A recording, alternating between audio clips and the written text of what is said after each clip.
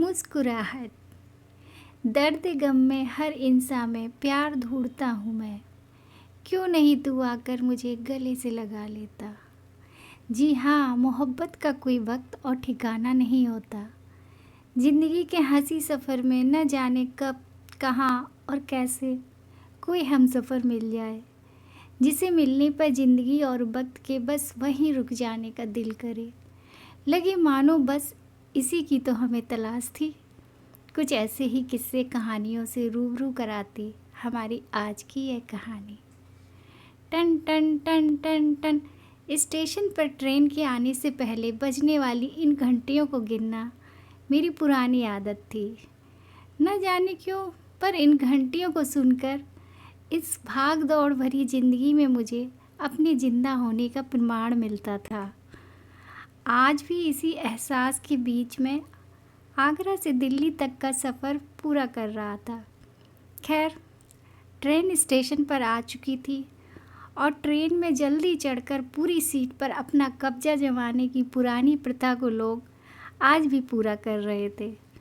लगभग 2 मिनट में ही खचाखच भरा पूरा प्लेटफार्म ट्रेन में सवार हो चुका था।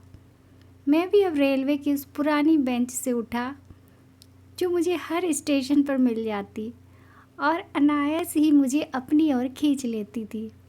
जैसा कि मैंने सोचा ही था, मेरी बर्थ पर पहले से एक महाशय जागते हुए गहरी नींद में सो रहे थे। मैंने अपने हाथ से उन्हें हल्के से हिलाकर बिल्कुल वैसे ही उठाने की कोशिश की जैसी सुबह सुबह कोई माँ अपने बच्चे को उठाती है।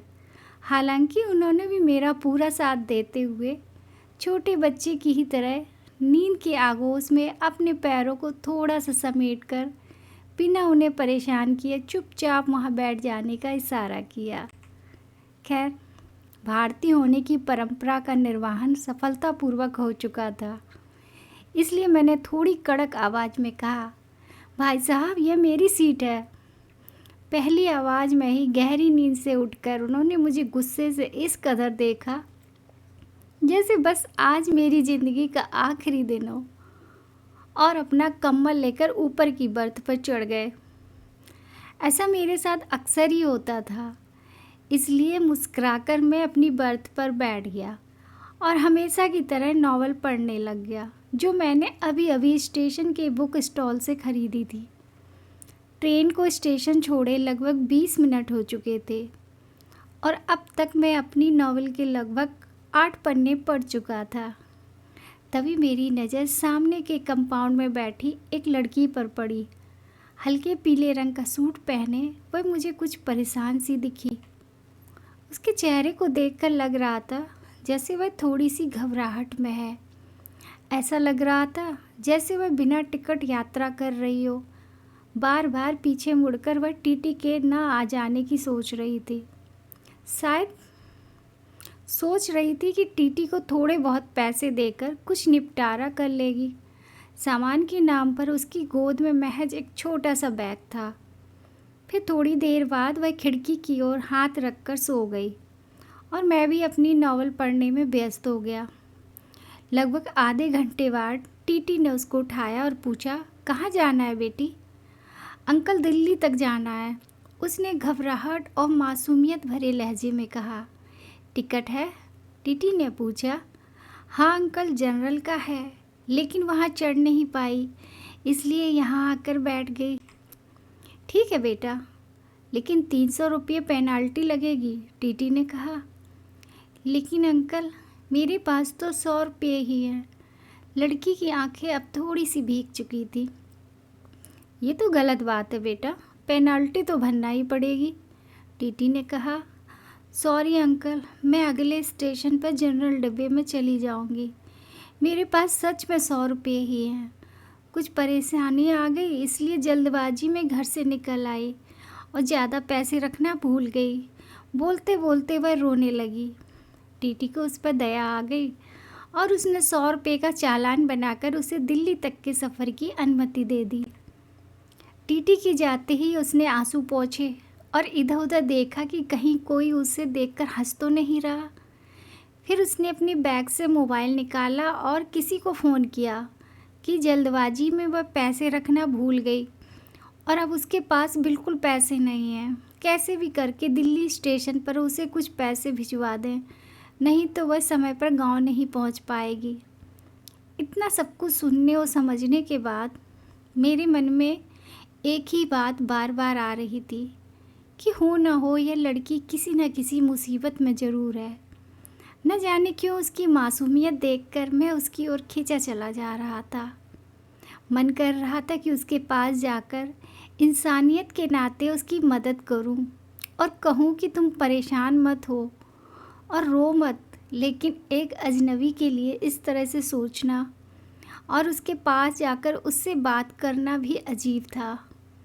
उसके चेहरे से ऐसा लग रहा था जैसे उसने सुबह से कुछ खाया पिया भी ना हो, और अब तो उसके पास पैसे भी नहीं थे। इतना सोचकर मेरे मन में फिर से विचारों का उथल पुथल शुरू हो गया था। बहुत देर तक उसे इस तरह परेशानी में देखने के बाद मैं कुछ उपाय सोचने लगा जिससे उसकी मदद भी कर पाऊँ और उसकी पहचान में भी ना आऊँ। बहुत देर तक सोचने के बाद जिस नॉवेल को मैं पढ़ रहा था उसके आखिरी पन्ने पर मैंने लिखा, बहुत देर तक तुम्हें परेशानी में देख रहा हूँ। पैसे ना होने की बात जो तुमने फ़ोन पर किसी को बताई वह भी मैंने सुनी। मैं जानता हूँ कि किसी अजनबी तो इस तरह से पैसे भेजना अजीब है और शायद तुम्हारी नज़र में गलत भी होगा, लेकिन तुम्हें इस तरह परेशान देखकर मुझे बेचैनी हो रही है। इसलिए इस किताब के साथ 800 रुपये तुम्हें भेज रहा हूँ। तुम्हें कोई एहसान ना लगे इसलिए नीचे अपना एड्रेस भी लिख रहा हूँ। जब तुम्हें सही लगे तो मुझे यह पैसे वापस भी भेज सकती हो। वैसे मैं नहीं चाहूँगा कि तुम मुझे यह पैसे वापस करो। एक अजनबी हमसफ़र। एक चाय वाले के हाथों मैंने वह किताब उस लड़की को देने को कहा और चाय वाले को उस लड़की को मेरे बारे में बताने को मना किया। किताब और उसमें रखे पैसे मिलते ही लड़की ने मुड़कर इधर उधर देखा, लेकिन तब तक मैं अपनी बर्थ पर कंबल ओढ़कर सो गया था। उसे ट्रेन के उस डिब्बे की भीड़ में कोई भी नहीं दिखा जो उसकी ओर देख रहा हो। थोड़ी देर बाद कंबल का एक कोना थोड़ा सा हटाकर मैंने उसकी ओर देखा।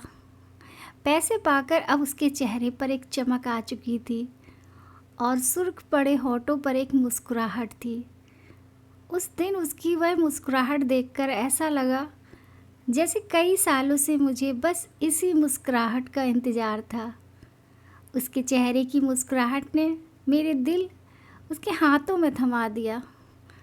थोड़ी थोड़ी देर में मैं चादर का कोना हटाकर उसकी ओर देखकर सांसें ले रहा था। पता ही नहीं चला कब मेरी आँख लग गई। जब नींद से जगा तब तक दिल्ली स्टेशन आ चुका था। मैंने उस सीट की तरफ देखा तो वह लड़की जा चुकी थी, लेकिन सीट पर वही कागज़ पड़ा था जिस पर मैंने कुछ लिखा था। मैंने जल्दी से उतरकर उस कागज़ को उठा लिया। कागज़ की दूसरी ओर उसने लिखा था, थैंक यू मेरे अजनबी हमसफ़र। आपका यह एहसान मैं ज़िंदगी भर नहीं भूलूंगी। मेरी माँ आज मुझे छोड़कर चली गई है। घर में मेरे अलावा कोई भी नहीं है, इसलिए आनन फानन में मैं घर जा रही हूँ। आज आपके दिए इन पैसों से मैं अपनी माँ को शमशान जाने से पहले एक बार देख पाऊँगी। बीमारी की वजह से माँ को ज़्यादा वक्त घर में रखा नहीं जा सकता। आज आपकी वजह से मैं सही वक्त पर घर पहुँच पाऊँगी। आज से मैं आपकी कर्जदार हूँ। जल्द ही आपके पैसे लौटा दूँगी। उस दिन से उसकी वह नम आँखें और मुस्कुराहट मेरे जीने की वजह बन गई। हर रोज़ पोस्टमैन का इंतज़ार करता और उससे पूछता शायद किसी दिन उसका कोई खत आ जाए। आज 2 साल बाद एक खत मिला। लिखा था, आपका कर्ज मैं अदा करना चाहती हूँ, लेकिन खत के ज़रिए नहीं, आपसे मिलकर। नीचे मिलने की जगह का पता लिखा था और आखिरी में लिखा था, तुम्हारी अजनबी हमसफ़र। Thank you. अगर आपको हमारी ये कहानी पसंद आई तो please like share and subscribe ज़रूर कीजिएगा ताकि मैं आपको और अच्छी अच्छी कहानियाँ सुना सकूं।